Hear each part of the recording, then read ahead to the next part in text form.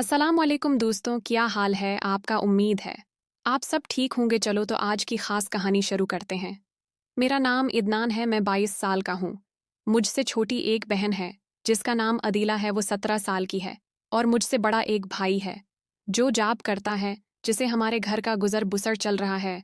अबू की वफ़ात 8 साल पहले ही हो गई थी, तब मैं बहुत कम उम्र था, मुझे अच्छे बरे की समझ तक नहीं थी।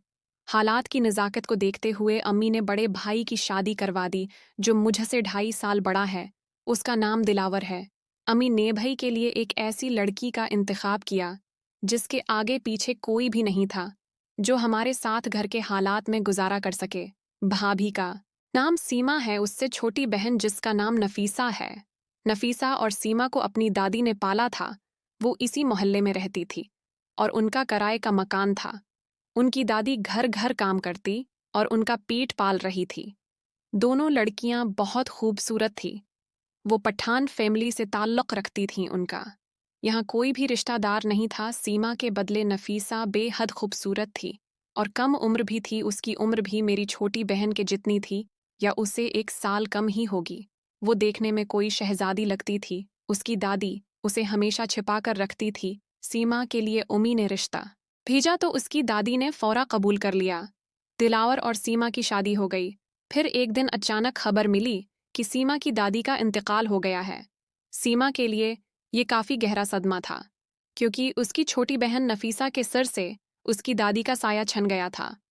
अब नफीसा घर में अकेले किस तरह से रह सकती थी? उसकी पढ़ाई अभी मुकम्मल नहीं हुई थी। वो कॉलेज जाया करती थी, मगर दादी के सदमे ने उसे बड़ी तरह से नढाल कर दिया था। उनका इस दुनिया में कोई भी नहीं था। अब सीमा तो अपने घर की हो गई थी, मगर नफीसा अकेली हो गई थी।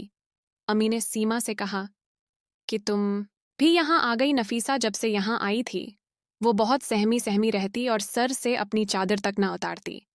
जब भी मुझे या फिर दिलावर भाई को देखती, तो फौरन ही अपना चेहरा अपनी चादर में छिपा लेती। वो गुलाबी रंगत की कोई और परी मालूम होती थी। कोई भी मर्द उसे देखकर उस पर फदा हो सकता था। फिर मैं तो एक नौजवान था।